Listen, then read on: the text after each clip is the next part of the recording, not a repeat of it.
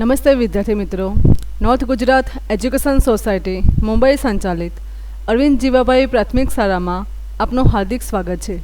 ધોરણ 6 વિષય computer, chapter 3 power point, practical 4 નવી સ્લાઇડ ઉમેરવા. મિત્રો, પાવર પોઈન્ટ શરૂ કરો. Start button, all programmes, Microsoft office, power point, Microsoft office power point 2007. Presentation ध टाइगर खोलो. मित्रों, आपणे जे प्रेक्टिकल 1 में ધ ટાઈગર નામે ફાઇલ સેવ કરી હતી એ ફાઇલ આપણે અહીંયા ઓપન કરવાની છે. ઓફિસ બટન પર ક્લિક કરીએ. ઓપન. ડોક્યુમેન્ટ્સ લાઇબ્રેરીમાં આપણે ફાઇલ સેવ કરી હતી. જોઈએ તો ધ ટાઈગર સિલેક્ટ કરો. ઓપન. જો મિત્રો, આપણે એક સ્લાઇડ બનાવી હતી. આપણું પ્રેક્ટિકલ છે નવી સ્લાઇડ ઉમેરવા, એટલે કે આપણે અહીંયા હવે નવી સ્લાઇડ ઉમેરીશું. મેનુ બાર પર હોમ ટેબ પસંદ થયેલી જ છે. સ્લાઇડ્સ ગ્રુપમાં ન્યૂ સ્લાઇડ્સ પરના એરો પરના ક્લિક કરો. જો મિત્રો, ન્યૂ સ્લાઇડ્સ નામનો જે ઓપ્શન છે એની પર આ એરો છે, એની પર આપણે ક્લિક કરવાનું છે. જોઈએ તો તમને એક ડ્રોપ ડાઉન મેનુ જોવા મળશે જે નવી સ્લાઇડ માટેના વિવિધ લેઆઉટ દર્શાવે છે. મિત્રો, જો તમે નવી સ્લાઇડમાં અગાઉની સ્લાઇડ જેવો જ લેઆઉટ રાખવા ઈચ્છો તો તેના એરોના બદલે ન્યૂ સ્લાઇડ પર ક્લિક કરો. જો મિત્રો, અહીંયા ટાઇટલ સ્લાઇડ છે જે આપણે પહેલી સ્લાઇડ બનાવેલી છે. અહીંયા ઘણા બધા લેઆઉટ આપેલા છે, તમે કોઈ બી લેઆઉટ પસંદ કરી શકો છો. અહીંયા આપણે સેકન્ડ નંબરનું જે છે title and content A layout પસંદ કરીશું. તો આની ઉપર આપણે ક્લિક કરીએ. જો મિત્રો, અહીંયા આપણે બીજી નવી સ્લાઇડ ઉમેરી છે. મિત્રો, હવે સ્લાઇડને ડિલીટ કરવા માટેનો પણ ઓપ્શન છે. અહીંયા આપણે નવી સ્લાઇડ ઉમેરી છે, પણ આ સ્લાઇડને આપણે ડિલીટ પણ કરી શકીએ છીએ. તો કઈ રીતે?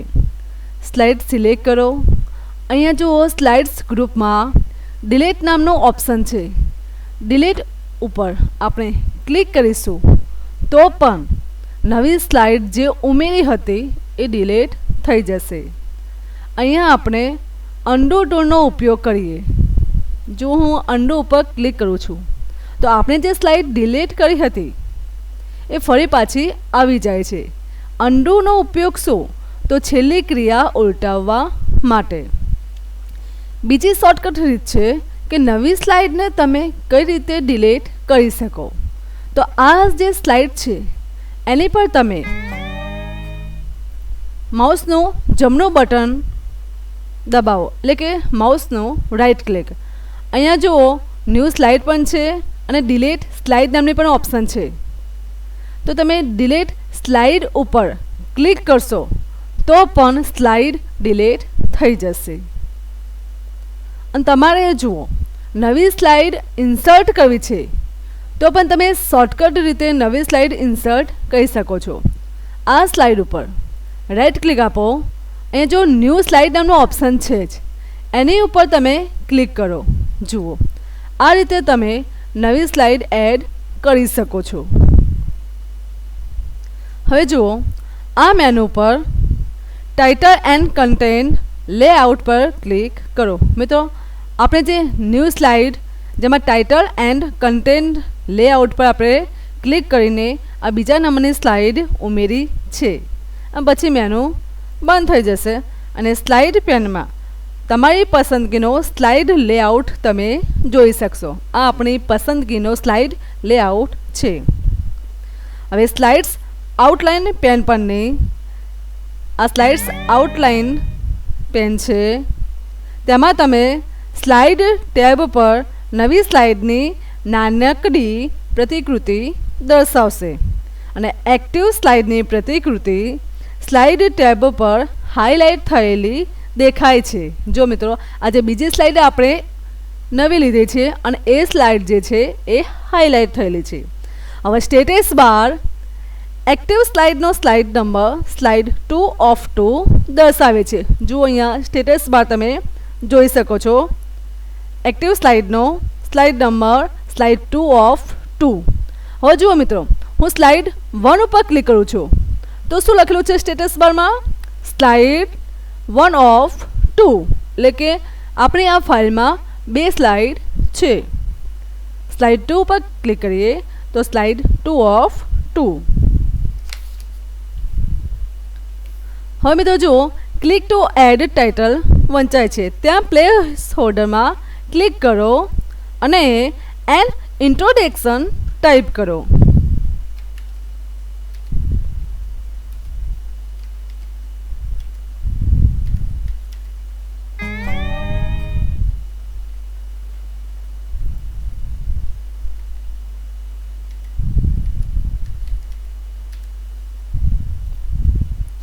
સ્લાઇડ પેન પર સ્લાઇડમાં તમે ટાઈપ કરતા જાઓ તે દરમિયાન સ્લાઇડ્સ આઉટલાઇન પેન પર પ્રતિકૃતિનું અવલોકન કરો. એટલે કે મિત્રો, જ્યારે હું અહીંયા ટાઈપ કરું છું ત્યારે એ લખાણ અહીંયા સ્લાઇડ ટેબની નાની પ્રતિકૃતિ ઉપર દર્શાવાય છે. સેકન્ડ સ્લાઇડમાં જુઓ, એન ઇન્ટ્રોડક્શન એકલું લખેલું દેખાય છે.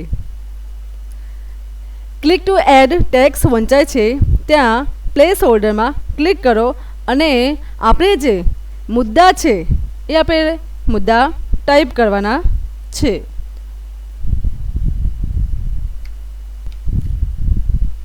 જો મિત્રો, અહીંયા આપણે નીચેના મુદ્દા ટાઈપ કર્યા છે.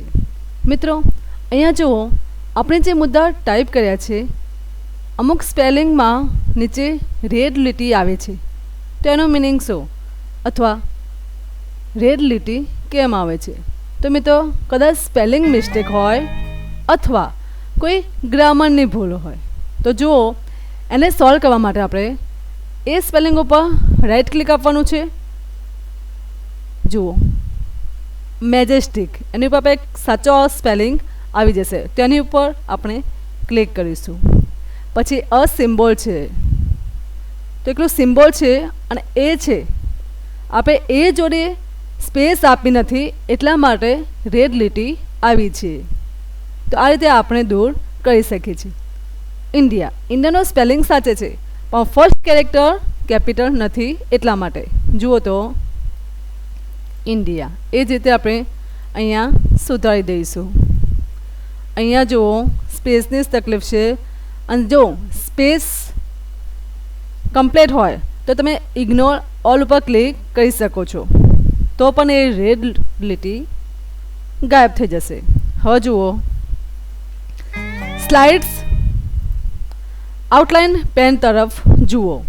સ્લાઇડ ટેબ પર સ્લાઇડમાં તમે જે લખાણ ટાઈપ કર્યું તે લખાણ સ્લાઇડની પ્રતિકૃતિમાં પણ દેખાય છે.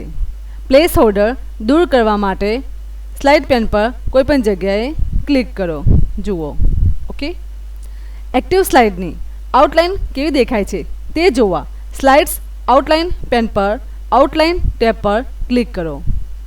આઉટલાઇન ટેબ પર ક્લિક કરીએ. જુઓ, આ રીતે તમે જેટલી સ્લાઇડ ઉમેરવા ઈચ્છો તેટલી ઉમેરી શકો છો. વિવિધ લેઆઉટ સાથેની સ્લાઇડ પણ તમે રચી શકો છો. પ્રેઝન્ટેશન સેવ કરવા માટે ક્વિક એક્સેસ ટૂલબાર પર સેવ પર ક્લિક કરો. જો મિત્રો, આપણે જે ફાઇલ ઓપન કરીએ છીએ અને પાછળથી જે કંઈ સુધારા વધારા કરીએ છીએ તો આપણે ફરીથી એ ફાઇલનું નામ આપવાની જરૂર નથી. ક્વિક એક્સેસ ટૂલબાર સેવ ઉપર ક્લિક કરો અથવા જુઓ, એની શોર્ટકટ કી છે Ctrl+C. એસ.